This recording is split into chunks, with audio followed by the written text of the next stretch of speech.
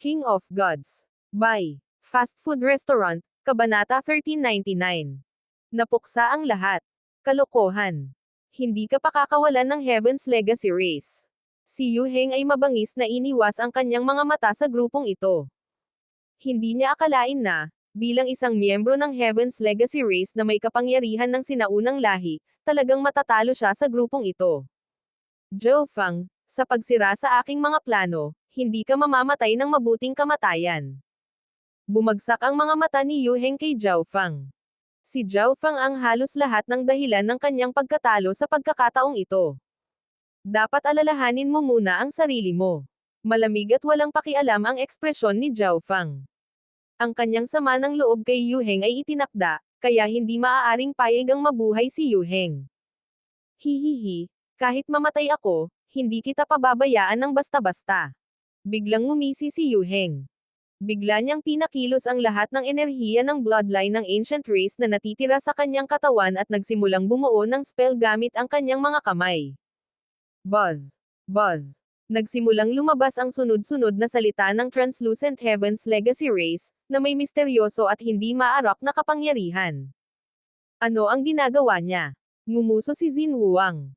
Bagamat si Yu Heng na lang ang natitira, miyembro siya ng Heaven's Legacy Race, kaya wala ni isa sa kanila ang minamaliit siya.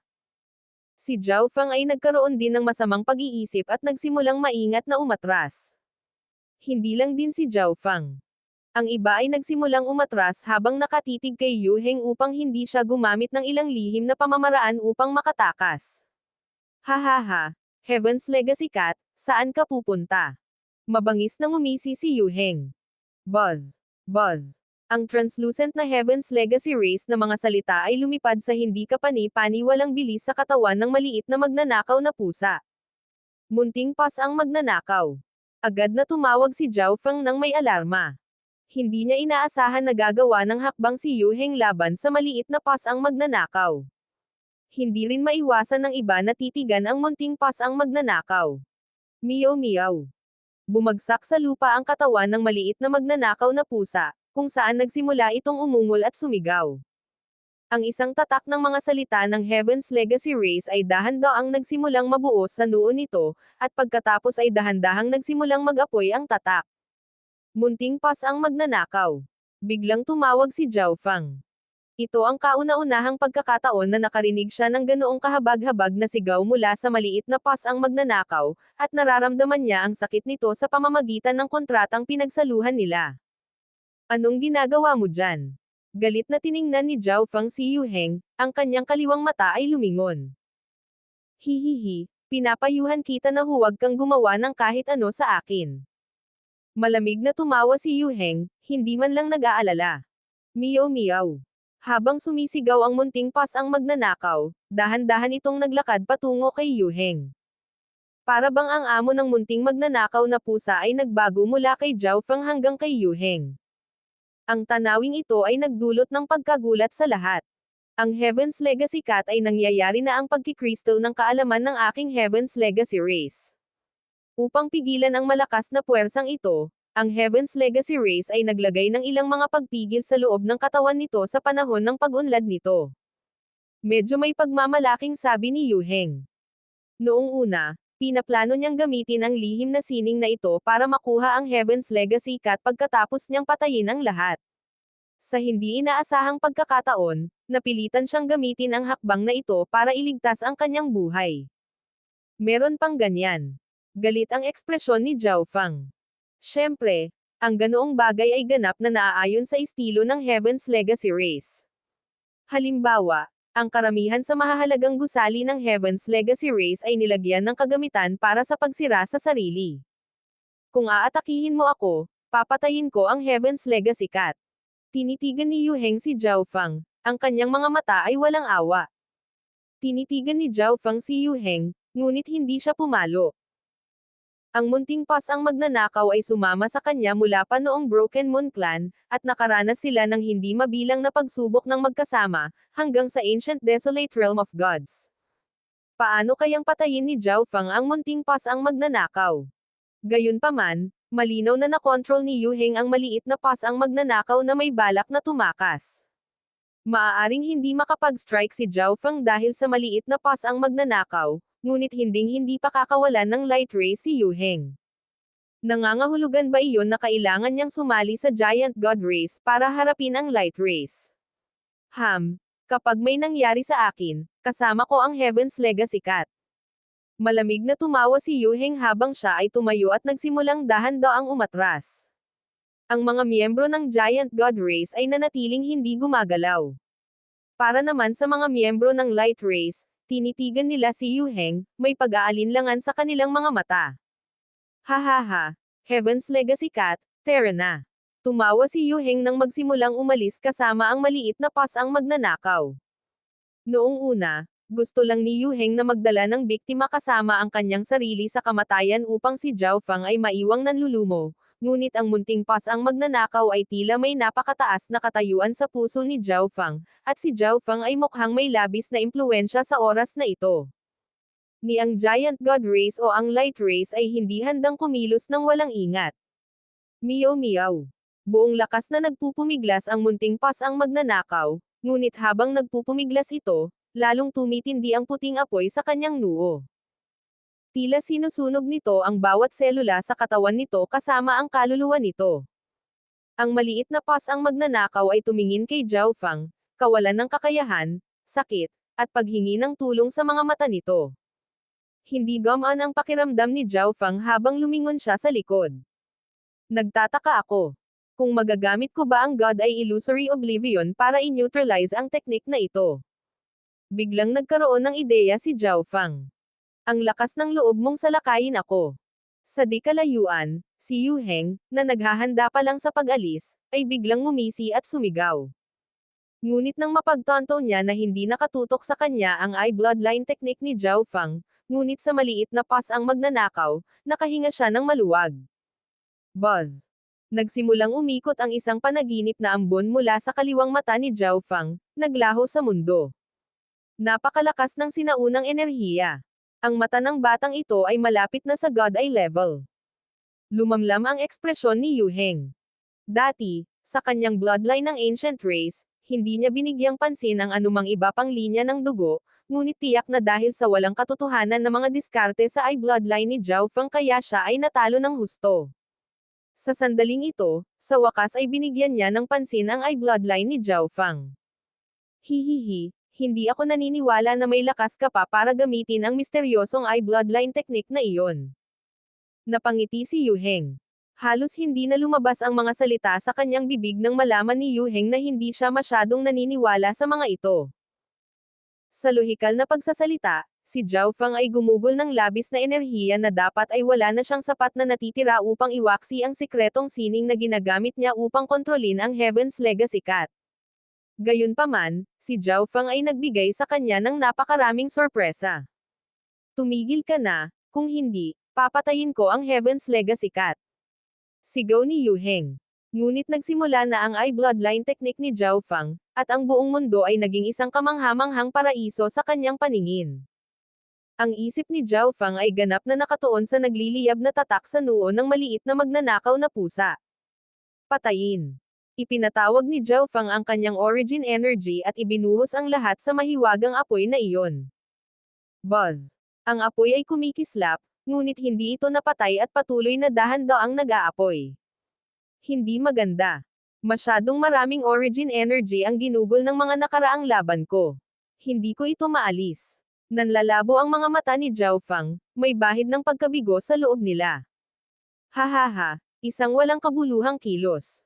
Agad namang tumawa si Yu Heng. Bahagyang umiling ang ibang naroroon. Samantala, ang Twilight Valley ng Light Race ay nagsimulang magtipon ng divine power, na naabot na ang mga limitasyon ng kanyang pagpigil. Hindi, kailangan kong iligtas ang munting pass ang magnanakaw. Ang mga mata ni Zhao Feng ay kumislap ng may determinasyon, at muli niyang itinoon ang kanyang kaliwang mata sa misteryosong apoy. Kung hindi kita kayang iwaksi, sapat na iyon para pahinain ang iyong kapangyarihan. Sabi ni Zhao Feng sa kanyang sarili. Ang kanyang origin energy ay hindi sapat para iwaksi ito, ngunit ito ba ay sapat para sugpuin at pahinain ang apoy? Hanggat maaari niyang pahinain ang apoy, ang maliit na pas ang magnanakaw ay maaaring makalaban. Manghina. Manghina. Itinuon ni Zhao Fang ang lahat ng kanyang iniisip sa apoy habang umuungal siya sa kanyang isipan. Natutunan ni Zhao Fang ang God ay illusory oblivion mula sa ibang lugar, at kahit siya ay hindi sigurado kung magagamit ito sa ganitong paraan. Pero ito lang ang kaya niyang gawin sa oras na ito. Isa lang ang nasa isip niya, ang pagnanais na hamina at lumiit ang apoy. Buzz. Ang dreamy silver ball sa kanyang God Eye dimension ay biglang nanginag. Biglang, sa sandaling ito, ang apoy sa noo ng maliit na magnanakaw na pusa ay biglang pininturahan sa isang bahaghari ng mga kulay, at ang apoy ay hamina na parang natapon ng tubig dito. Ang apoy na kasing laki ng kamao ng isang sanggol ay kasinlaki na lamang ng isang kuko. Tagumpay. Mahirap paniwalaan si Zhao Fang. Hindi pa niya ganap na naisagawa ang God ay illusory oblivion, ni hindi siya gumamit ng anumang espesyal na eye bloodline technique, ngunit ang apoy ay talagang hamina ayon sa gusto niya. Ito ay masyadong walang katotohanan. Ito kaya ang origin daw ng God's spiritual eye. Ito. Anong nangyayari? Natural na napansin ni Yu Heng ang pag-unlad na ito, at agad siyang nabigla. Meow meow. Naramdaman agad ng munting pas ang magnanakaw ang sakit, at tila hamina ang kontrol. Swish. Ang maliit na pas ang magnanakaw ay nagbagong anyo sa isang kulay abong pilak na liwanag at agad na nagsimulang lumipad patungo kay Zhao Fang. Hindi. Huwag kang pumunta. Namutla si Yu Heng. Nang makalayo na ang maliit na pas ang magnanakaw kay Yu Heng, biglang namatay ang apoy sa noo nito. Sa nangyari, ang lihim na sining na kumokontrol sa Heaven's Legacy Cat ay epektibo lamang sa loob ng isang tiyak na distansya. Mabuti. Agad na sumigaw si Twilight Valley. Kahit na hindi niya alam kung paano ito ginawa ni Zhao Fang, ang Heaven's Legacy Cat ay nailigtas. At ngayon, mas mararamdaman ng lahat ang malakas na sinaunang aura ng God's spiritual eye ni Zhao Fang. Patayin. Ungol ng Twilight Valley at naghanda sa pag-atake. Hayaan mo akong patayin siya. Biglang sabi ni Zhao Fang. Kapag pumayag ang Twilight Valley, ginamit ni Zhao Fang ang instant movement. Swish. Nakaalis na sila sa hanay ng space ceiling array sa ngayon, kaya ginamit ni Zhao Fang ang instant movement para direktang makarating sa gilid ni Yu Heng. Imposible. Paano naging ganito kalakas ang mata mo? Bahagyang nabaliw si Yu Heng habang umuungal. Ang lakas na ipinakita ng God's spiritual eye ni Zhao Fang ay higit sa lahat ng nalalaman niya. 9 Lightning Soul Refinement. Kinuha ni Zhao Fang ang 9 Lightning Soul Refining Mirror at ibinuhos ang Divine Power. Swish. Siyam na kadena ng kidlat ay agad na bumaril mula sa salamin at bumalot sa kaluluwa ni Yu Heng. Sa puntong ito, si Yu Heng ay isa lamang sa pinakamataas na rank 9 na may mabibigat na pinsala. Sa hindi kapani-paniwalang mahinang estadong ito, hindi siya katugma sa kapangyarihan ng isang pinakamataas na kalidad na divine artifact. Ang iyong mata ay malapit na sa antas ng God Eye, ngunit ang lahat ng mga bloodline sa mata sa mundo ay nagmula sa 8 Great God Eyes. Ngunit ang iyong mata. Habang papalapit ang kanyang kamatayan, tinitigan ni Yu Heng ang kaliwang mata ni Zhao Fang, ang kanyang isip ay umiikot. Hindi. Maaaring ang iyong mata ay ang 9th. Biglang may naisip si Yu Heng at sumigaw. Mangolekta. Inactivate ni Zhao Fang ang 9 Lightning Soul Refining Mirror. Kling. Hinayla ng siyam na tanikala ang kaluluwa ni Yu Heng sa salamin. Ipapatikim ko sa iyo ang pahirap ng walang hanggan na kidlat. Ungol ni Zhao Fang. Meow. Ang maliit na pas ang magnanakaw ay lumitaw sa balikat ni Zhao Fang at sinimulang kuskusin ang sarili sa kanyang leeg. Patay. Napabuntong hininga si Twilight Valley. Nakahinga ng maluwag ang lahat. Ang labanang ito ay naging lubhang mapanganib. Buti na lang at nagtagumpay sila. Sa sandaling ito, sa Qixing Zone, ang mukha ng God Lord Stellar Aspect, na nasa kalagitnaan ng pag-aayos ng teleportation array, ay biglang namilipit sa galit. Nagsimulang manginig ang buong katawan niya habang may umaagos na dugo sa gilid ng labi niya. King of Gods, Kabanata 1400. Malaking tamad na pusa. God Lord Stellar Aspect, lahat ng miyembro ng aking Ancient Soul Hall ay pinatay na. Nanginig ang katawan ni God Lord Gloomhaven habang mahinang bumulong. Ang pinakamataas na rank 8s at rank 9s ay pangalawa. Ang mahalagang bahagi ay ang lahat ng tatlong kalahating hakbang na Godlords ay nawala. Halos lahat ng nagawang maging isang half-step na Godlord ay may pag-asa na maging isang Godlord. Ang hangin ay lubhang mapang api, at lahat ay nanginginig sa takot. Gaano kadelikado itong Ancestral Legacy Treasury na lahat ng pumasok, kahit na tatlong half-step Godlords, ay napatay. Ang ilang mga tao na nag-agawan para sa isang pwesto sa koponan ay binibilang ang kanilang sarili na maswerte na hindi sila pumasok upang ipadala ang kanilang mga sarili sa kanilang pagkamatay. Ang aking alagad ay dumanas din ng kapahamakan. Ang Godlord Stellar Aspect ay tumawag. Bahagyang lumuwag ang ekspresyon ng Godlord Gloomhaven nang marinig ito. Ang isang tao na maaaring maging disipulo ni Godlord Stellar Aspect ay kailangang maging miyembro din ng Heaven's Legacy Race.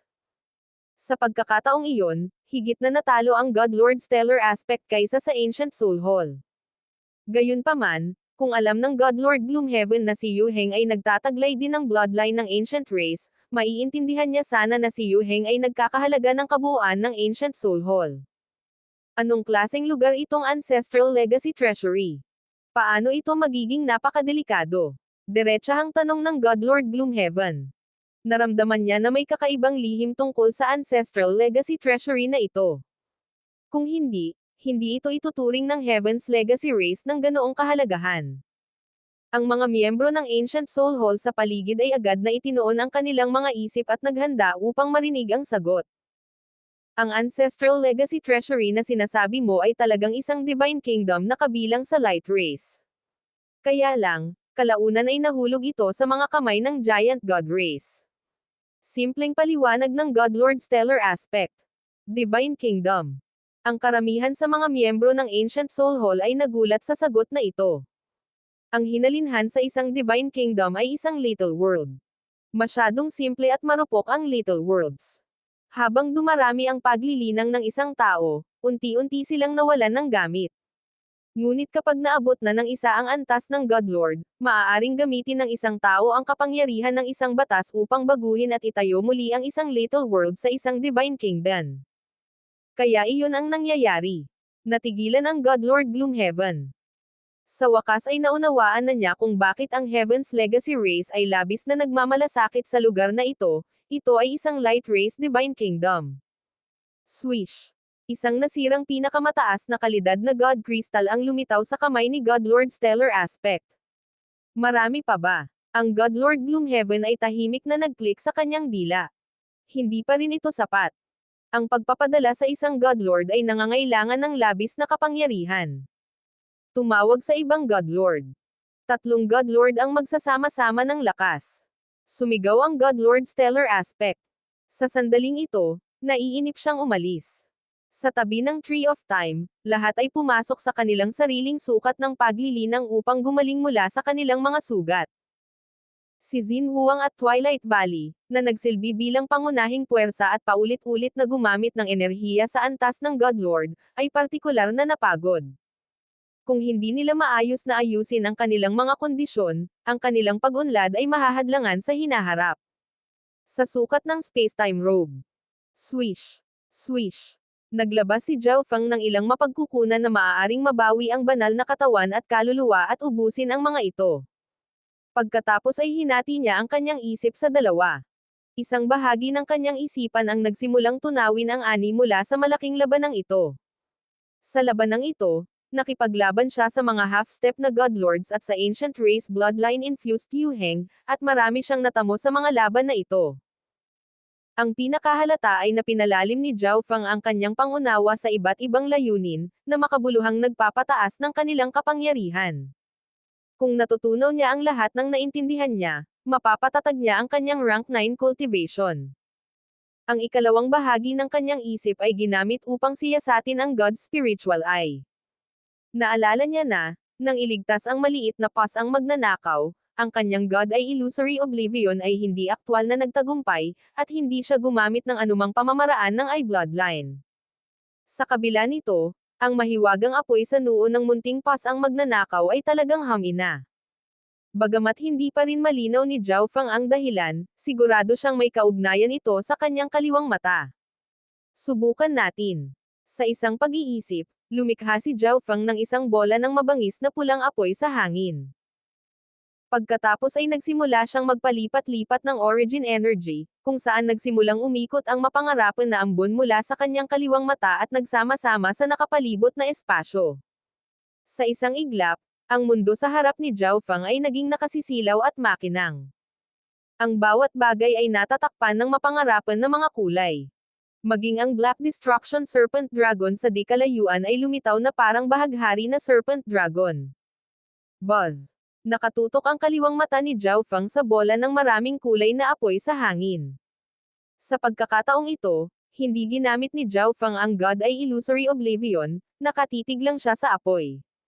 Ngunit pagkaraan ng ilang oras, nag-aapoy pa rin ang apoy sa hangin, na hindi nagpapakita ng anumang pagbabago. Paano ito nangyari? Medyo nalilito si Zhao Feng. Kanina, nakatitig lang siya sa misteryosong apoy sa noo ng magnanakaw na pusa nang hindi gumagamit ng anumang uri ng eye bloodline technique, at biglang humina ang apoy, kaya bakit hindi na iyon posible ngayon? Tama, baka may kinalaman ito sa iniisip ko. Biglang nagkaroon ng ideya si Zhao Feng. Maliban sa pagtutuon ng buong isipan sa mahiwagang apoy na iyon, mayroon din siyang isang pag-iisip sa kanyang isipan, buong lakas na umaasang hihina ang misteryosong apoy. Dahil ba sa isiping iyon? Natagpuan ni Zhao Feng ang ideya na medyo kalokohan. Para biglang humina ang misteryosong apoy dahil lang sa pag-asa niya na tila hindi maisip. Ngunit dahil wala namang ibang kahina-hinala, maaari lamang niyang subukan. Si Zhao Feng ay muling nakatuon sa bola ng apoy. Manghina. Manghina. Palagi niyang iniisip sa kanyang isipan. Biglang may naganap na nakakagulat. Whoosh! Ang bola ng apoy sa hangin ay lumiit sa kalahati ng laki nito. Ganyan ba talaga ang nangyayari? Natigilan si Zhao Feng sa una, at pagkatapos ay tuwang-tuwa siya. Pagkatapos gamitin ang kanyang origin energy, maaari niyang baguhin ang isang bagay sa isang pag-iisip lamang. Subukan natin ulit. Muling tinipon ni Zhao Feng ang kanyang isip at mga iniisip sa bola ng apoy. Patayin. Patayin. Sa pagkakataong ito, umaasa si Zhao Feng na mamamatay ang apoy. Tulad ng inaasahan, nang walang anumang babala, ang bola ng apoy ay tumigil na. Totoo iyon. Tulala si Zhao Feng. Ang isipin na magkakaroon ng isang bagay na napakahimala at kakaiba sa mundo. Ngunit ngayon na naisip niya ito, maaari na lamang niyang maisip na ito ay dahil sa God's spiritual eye. Subukan natin ito sa ibang bagay. Agad na naging masigasig si Zhao Feng. Boom! Nagpakawala si Zhao Feng ng napakalaking kamao na gawa sa magulong silver energy. Pagkatapos ay inactivate niya ang kanyang origin energy at tumutok sa Chaos Origin Divine Fist. Dagdagan ang kapangyarihan. Ito ang nasa isip ni Zhao Feng sa pagkakataong ito. Ngunit walang nangyari sa Chaos Origin Divine Fist. Samantala, ang kanyang origin energy ay nagsimulang mabilis na maubos. Nakita ni Zhao Feng na imposibleng manatiling kalmado. Ang Chaos Origin Divine Fist ay hindi tumaas sa kapangyarihan, ngunit ang kanyang origin energy ay nagsimulang mabilis na maubos. Dahil kagagaling lang niya sa isang major battle, wala siyang masyadong origin energy noong una, kaya mabilis itong naubos. Bakit biglang hindi gumana? Umupo si Zhao Feng na naka-cross-legged at nagsimulang mag-isip. Buzz! Buzz! Sa sandaling ito, bahagyang umindayog ang space-time robe dimension. Anong nangyari? Agad na umalis si Zhao Feng sa dimensyon. Sa labas, nakatayo rin ang iba sa tigang na lupa. Isang spatial na kaguluhan ang lumitaw sa Divine Kingdom na ito. Parang may outsider na nagpupumilit na pumasok. Tahimik na sinabi ng Twilight Valley. Ang Tree of Time ay hindi pa ganap na nalulanta at mayroon pa ring mahinang koneksyon sa kanya, na nagpapahintulot sa kanya na madama kung ano ang nangyayari. Hindi pwede yon. Hindi mo ba sinira ang kasangkapan sa komunikasyon ni Yu Heng? Napangiti si Ancient God Resplendence at agad na nagtanong. Totoo iyon, ngunit kapag namatay si Yu Heng, malalaman ka agad ng Heaven's Legacy Race. Napabuntong hininga si Twilight Valley. Agad namang tumahimik ang iba. Sa oras na ito, ang tanging may kakayahang makapasok sa dimensyong ito ay ang Heaven's Legacy Race. Ang Legacy Race ng langit. Naging malungkot ang ekspresyon ni Xin Huang. Halos hindi pa tapos ang labanan, at wala sa kanila ang ganap na nakabawi. Kung mas maraming miyembro ng Heaven's Legacy Race ang dumating sa oras na ito, malamang lahat sila ay papatayin. Wala na bang paraan para pigilan ito? Agad na tanong ni Zhao Fang. Kung ito ay isang tao na mas mababa sa antas ng God Lord, posibleng huminto. Dahan daw ang sabi ni Twilight Valley. Gayunpaman, medyo halata na, kung ang Heaven's Legacy Race ay nagpapadala ng iba, ito ay isang dalubhasa sa God Lord. Kung ang Tree of Time ay hindi natuyo, walang sino man ang mapipilit na pumasok. Ang Ancient God Cheng Yun ay medyo ayaw na sinabi. Subukan lamang. Baka gagana ito. Diretsyong sabi ni Zhao Fang. Tumango naman ang iba. Talagang hindi ito ang oras para sumuko. Nandoon. May naramdaman si Twilight Valley at ikan-away niya ang kanyang kamay. Isang puting fog ang biglang lumitaw sa kalangitan, at lumitaw ang imahe ng isang lugar sa labas ng gumuguhong sinaunang kuta. Ang walang laman sa lugar na iyon ay nanginginig, ang mga alon na nagpapakita sa hangin. Ngunit sa sandaling ito, walang sino man ang nagbigay pansin sa mga ripples, ngunit ang sitwasyon sa lupa. Sa lugar na iyon ay may dalawang napakalaking at hindi kapanipaniwalang komplikadong mga array. Sa tabi ng mga array na ito ay dalawang babae na nakatalikod sa grupo. Isa sa mga ito ay isang batang babae na may maliit na katawan, maputi ang balat, at nakasuot ng berde. Ang isa naman ay isang matangkad at balingkinitan na babae na nakasuot ng puti, ang kanyang katanji tanging katawan ay malabong kitang-kita sa ilalim ng kanyang damit. Sumasayaw sa hangin ang kanyang itim na talon ng buhok, at naglabas siya ng marangal, dalisay, at hindi maarak na aura. Dagdag pa rito, ang babaeng nakaputing damit ay may pilak at itim na pas ang nakatamad sa kanyang mga balikat. Ano ang nangyayari? Dumating na ba ang Heaven's Legacy Race? Gulat na sigaw ni Twilight Valley. Sa lohikal na pagsasalita, dapat ay sinusubukan ng Heaven's Legacy Race na makapasok sa lugar na ito, kaya bakit may mga miyembro ng Heaven's Legacy Race na narito na? Ang dahilan kung bakit naisip niyang ang dalawang babaeng iyon ay miyembro ng Heaven's Legacy Race ay natural dahil sa Heaven's Legacy Cat na iyon. Ang malaking tamad na pusa. Agad na natigilan si Zhao Fang. Meow meow. Agad na nagsimulang tumawag ang munting pas ang magnanakaw. Isang set ng maalikabok na alaala ang lumitaw sa kanilang isipan. Sa Six Warlock Divine Tower ng Canopy Great Country ay isang maalamat na pag-iral na kilala bilang Six Warlock Divine Sage. At sa gilid ng sage ay isang tamad na pusa. Malaking tamad na pusa, magsimula. Sabi ng babaeng nakaputi. Meow. Ang malaking tamad na pusa ay tumalon papunta sa isa sa mga teleportation array at nagsimulang kumamo sa paligid. Kaboom! Ang napakalaking array ay agad na nagsimulang dumagsa ng malakas na space-time na enerhiya na kumalat sa buong mundo at nagsimulang baguhin ang space-time. Ang umaalingaw-ngaw na kawalan ay biglang naging kalmado muli. Big Sis Chin, bakit tayo pumunta dito? Tanong nung babaeng naka-green. Hindi kita hiniling na sumama, ngunit matigas ang ulo mo.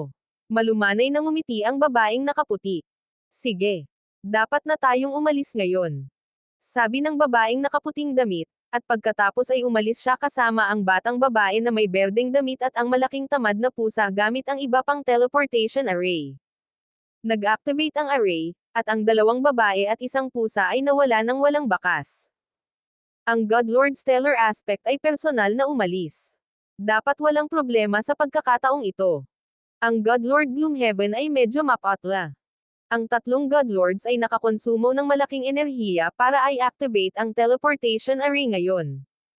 Buzz. Buzz. Sa sandaling ito, nagsimulang mag-buzz ang metal na platform sa harap nila. Ang spatial na landas sa array ay nagsimula ring i-twist. Whoosh! Isang figure ang lumipad at bumangga sa lupa sa malapit. Sa maingat na pagsusuri, ito ay walang iba kundi ang God Lord Stellar Aspect. Plush! Ang God Lord Stellar Aspect ay nagsuka ng dugo, ang kanyang mukha ay natigilan at galit na galit. Talagang mayroong reverse teleportation array sa Divine Kingdom. Sino lang ang responsable? Mahirap para sa mga hindi kabilang sa Heaven's Legacy Race na maglagay ng mga ganitong komplikadong array, at ang reverse teleportation array ay mas komplikado kaysa sa teleportation array.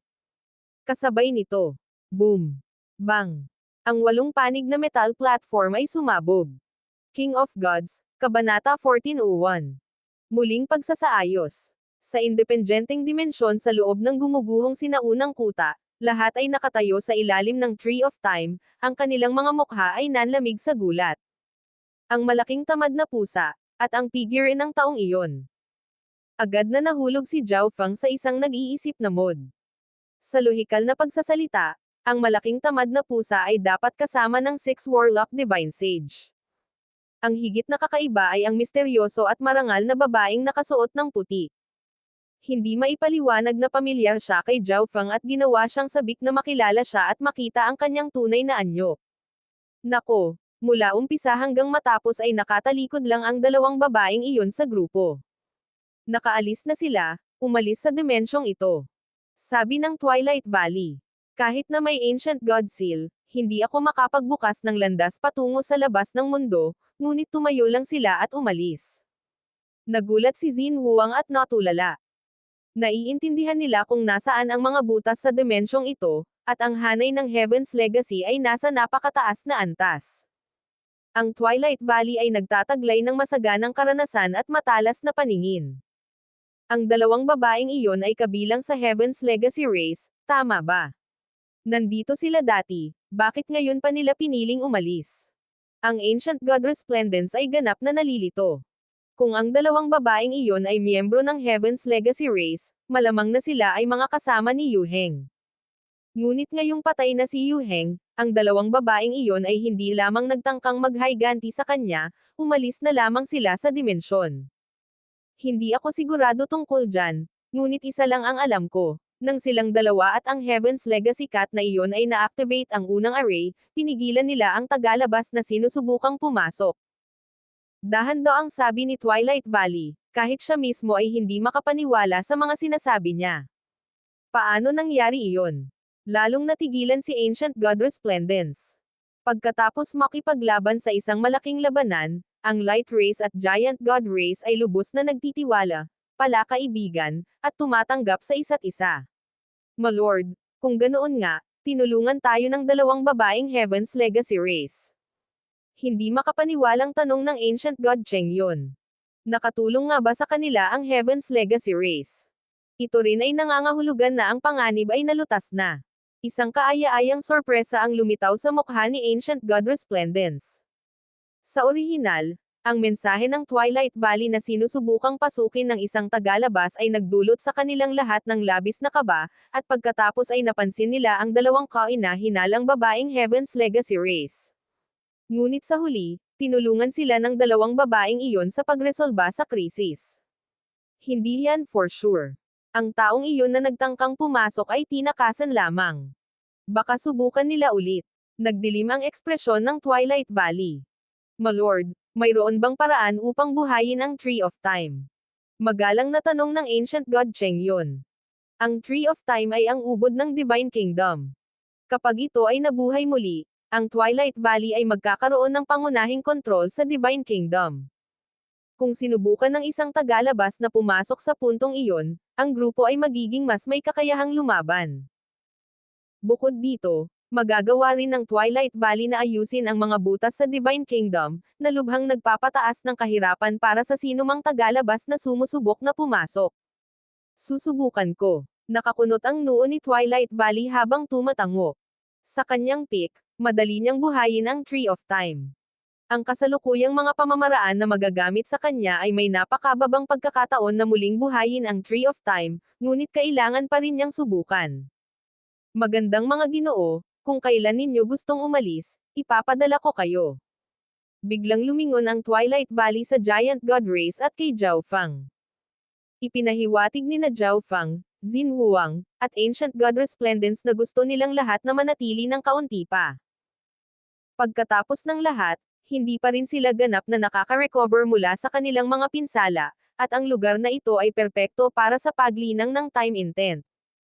Kung maaari nilang itaas ang kanilang time intent sa isang tiyak na antas, makakatanggap sila ng malaking tulong sa kanilang kabuuang lakas. Sige. Sabihin mo lang kung kailan mo gustong umalis. Napangiti si Twilight Valley. Pagkatapos ng lahat, Ito ay dahil kay Zhao Feng at sa Giant God Race kaya naprotektahan ang Light Race Divine Kingdom at sila ay nakaligtas. Twilight Valley ay natural na hindi sasamantalahin ang mga ito at agad na itaboy silang lahat palabas. At bukod pa, sa panahong tulad nito, kailangan ng Light Race ng mga kakampi. Senior Twilight Valley, ang Ancient God Cheng Yun ay miyembro ng Giant God Race. Inihayag ni Xin Huang ang usapin ng Ancient God Cheng Yun. Ang Ancient God Cheng Yun ay orihinal na miyembro ng Giant God Race, isang pinakamataas na rank 8 na may disenteng talento. At ang higit na kulang sa Giant God Race sa panahong ito ay ang lakas tao at malalakas na manlalaban. Pinakamabuting mabawi niya kahit papaano ang Ancient God Cheng Yun. Nakaisa na ako sa kaluluwa ng taong ito. Kung aalis ako ngayon, ang kanyang kaluluwa ay mapipinsala ng husto, at ang kanyang pundasyon at potensyal ay magdudulot ng pinsala. Sabi ng Ancient God Cheng Yun. Nangangahulugan din ito na, kahit na umalis ang thought body, ang Ancient God Cheng Yun ng kasalukuyan ay hindi na ang Ancient God Cheng Yun ng nakaraan. Gawin natin ito. Makikipagkalakalan kami sa iyong Giant God Race. Ang Ancient God Cheng Yun ay pag-aari namin, at bibigyan ka namin ng isang malaking batch ng mahahalagang mapagkukunan. Ang mga mapagkukunang ito ay sapat na upang itaas ang 2 o 3 9-rank Ancient God, kahit papaano. Ano sa palagay mo? Nagmungkahi ang Twilight Valley pagkatapos ng ilang pag-iisip. Sinimulan ni Xin Huang na talakayin ang bagay na ito kay Ancient God Resplendence. Bagamat nanindigan sila para makamit ang deal na ito, miyembro pa rin ng kanilang lahi ang Ancient God Cheng Yun, na nagtataglay ng medyo disenteng Giant God Race na bloodline. Tama, napars ko mula sa kanyang mga alaala na itong Ancient God Cheng Yun ay tila may ilang lihim na pakikitungo sa Ancient Soul Hall. Dagdag pa ng Ancient God Cheng Yun. Ano? Ancient God Cheng Yun. Ang Ancient God Resplendence ay nabigla. Sa sandaling ito, malinaw na ang lahat. Hindi katakatakang umatake ang Ancient Soul Hall sa lalong madaling panahon pagkatapos makuha ni Xin Huang ang Ancient God Seal. Ang Ancient God Cheng Yun ay isang nakatagong taksil. Bilang karagdagan, maaaring konektado rin ang Ancient God Cheng Yun kung bakit naabot ng mga miyembro ng Ancient Soul Hall ang dimensyong ito. Deal. Mabilis na sumang-ayon si Xin Huang. Inaasahan niya sana na maibabalik ang Ancient God Cheng Yun upang siya ay maibigay at makitungo sa mga miyembro ng kanyang lahi, ngunit ang muling pagkabuhay ng Giant God Race ay mas mahalaga. Bilang karagdagan, kung makakabuo siya ng magandang relasyon sa Light Race at manalo sa pabor ng Twilight Valley, ang Giant God Race ay magkakaroon ng mas malaking kakayahan na labanan ang Ancient Soul Hall. Sige. Ipapadala ko ang mga bagay sa loob ng ilang araw. Diretsyong pahayag ng Twilight Valley. Ang Giant God Race ay gumanap ng hindi maliit na bahagi sa labanang ito, ngunit wala silang gaanong maipakita para dito. Ito ang dahilan kung bakit ginawa ng Twilight Valley ang panukalang ito. Ang halaga ng mga mapagkukunang ito ay higit na lumampas sa isang Ancient God Cheng Yun. Zhao Feng, ang fragment ng ancestral artifact ay sa iyo. Lumingon ang Twilight Valley kay Zhao Feng. Kung ikukumpara kay Zhao Feng, halos hindi gaanong mahalaga ang mga reward na matatanggap ng Giant God Race. Si Xin Huang at Ancient God Resplendence ay may pagkabigla at kaunting inggit sa kanilang mga mata. Maraming salamat sa iyong tulong. Bahagyang ngumiti si Zhao Feng. Zhao Feng, ang Light Race ay may iba pang mahahalagang bagay na dapat asikasuhin. Sasamahan ko ang Light Race sa ngayon, at kapag gusto mong umalis sa lugar na ito, susundan kita. Ang Ancestral Artifact Fragment ay lumutang hanggang kay Zhao Feng at nagsimulang makipag-ayos. Mabuti naman. Nag-isip si Zhao Feng ng ilang sandali bago pumayag. Ang Twilight Valley ay hindi lumilitaw na lubhang nangangailangan ng Ancestral Artifact Fragment. Pagkatapos ng lahat, bilang isang miyembro ng Light Race, siya ay napakahusay sa time intent. Sa kanyang kapanahunan, walang alinlangang napakalakas niya at hindi niya kakailanganin ang mga serbisyo ng isang Ancestral Artifact Fragment na uri ng oras. Ngunit ang fragment ng Ancestral Artifact ay tila ayaw tanggapin si Zhao Feng. Ang fragment ng Ancestral Artifact ay ginugol ang buong oras na ito kasama ang Light Race, nakikipaglaban hanggang kamatayan sa tabi nito. Kung hindi dahil sa ang katunayan na ang Light Race ay nasa linya, ang ancestral artifact fragment ay hindi kailanman tatanggapin ang mungkahi ng maliit na magnanakaw na pusa. Bilang karagdagan, kahit na medyo nagbago ang impresyon nito kay Zhao Feng, si Zhao Feng ay hindi pa rin maihahambing sa isang miyembro ng Light Race. Swoosh!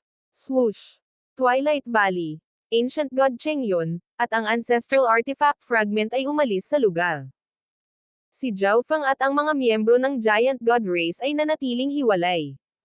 Sa loob ng space-time robe, 100 araw ang lumipas sa isang kisap mata, at mabilis na bumalik si Zhao Feng sa kanyang pinakamataas na kalagayan. Swish! Swish! Isang whirlpool ng I-bloodline energy ang lumitaw sa hangin, at 40 uri ng mahalagang kayamanan ang lumabas mula rito. Ito ang lahat ng mga mapagkukunan na nadobol ni Zhao Feng sa panahong ito.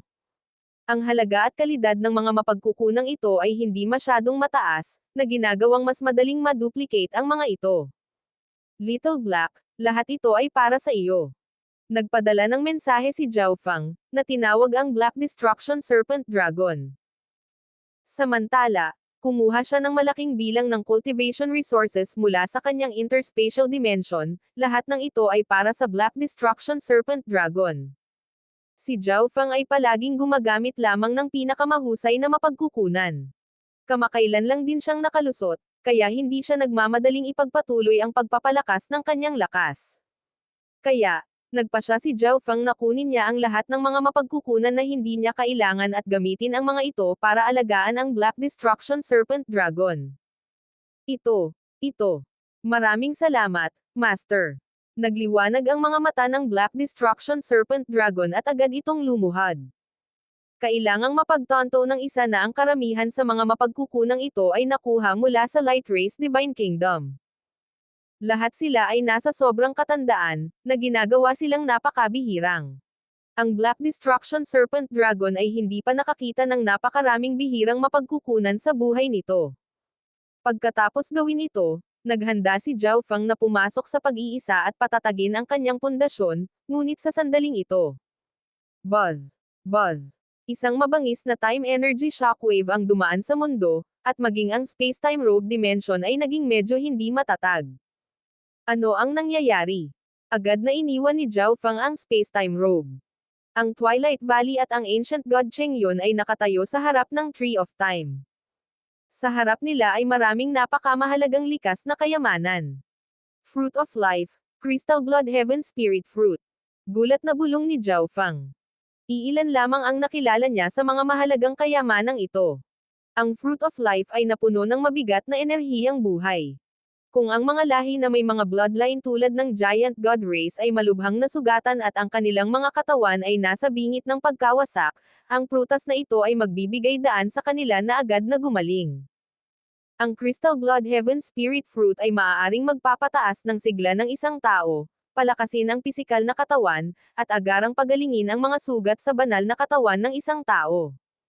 Maliban sa mga mapagkukunang uri ng buhay na ito, mayroon ding maraming kayamanan na naglalaman ng time essence. Buzz! Buzz! Gumamit ang Twilight Valley ng isang lihim na sining ng Light Race upang kunin ang enerhiya mula sa mga kayamanang ito at ibuhos ito sa Tree of Time. Ngunit ang Tree of Time ay nagawang sumipsip ng kahit 10,000 bahagi ng enerhiya na ito. Ang kaunting enerhiyang ito na pumapasok sa Tree of Time ay parang paghahagis ng isang maliit na bato sa karagatan, na hindi naaapektuhan sa anumang paraan. Whoosh! Whoosh! Lumitaw din ang mga miyembro ng Giant God Race, na naalarma rin sa mga nangyayari. Mula sa eksena, natural nilang naunawaan na sinusubukang buhayin ng Twilight Valley ang Tree of Time. Gayunpaman, ang proseso ay tila hindi masyadong maayos. Whoosh! Pagkaraan ng ilang sandali, itinigil ng Twilight Valley ang lihim na sining. Ang aking kasalukuyang antas ng lakas ay malayo sa sapat. Marahan na antong hininga ang Twilight Valley. Kung hindi niya makokontrol ang Divine Kingdom, sila ay palaging kailangang maging maingat laban sa mga tagalabas at hinding-hindi sila makakaramdam ng ligtas. Hayaan mo akong subukan. Biglang binasag ng boses ni Zhao Feng ang katahimikan. Naalarma ang lahat kay Zhao Feng. Brother Zhao, may plano ka ba? Maging si Xin Huang, na noon pa man ay lubos na nagtitiwala kay Zhao Fang, ay nagdududa rito. Ang light race ay walang alinlangan na higit na nauunawaan ang tungkol sa Tree of Time. Kung wala man lang magawa ang Twilight Valley, ano ang magagawa ni Zhao Fang? Ang Twilight Valley at ang Ancient God Cheng Yun ay labis ding nagdududa. Gayunpaman, kailangan nilang subukan ang kanilang makakaya, at dahil gustong subukan ni Zhao Fang, walang masama kung payagan siyang gawin iyon. Umakyat si Zhao Fang sa Tree of Time at pinaandar ang kanyang kaliwang mata. Ang kanyang kaliwang mata ay nagsimulang maglabas ng panaginip na ambon. Pagkaraan ng ilang sandali, ang mundo sa mga mata ni Zhao Fang ay naging parang isang panaginip na paraiso, na puno ng bahaghari ng mga kulay.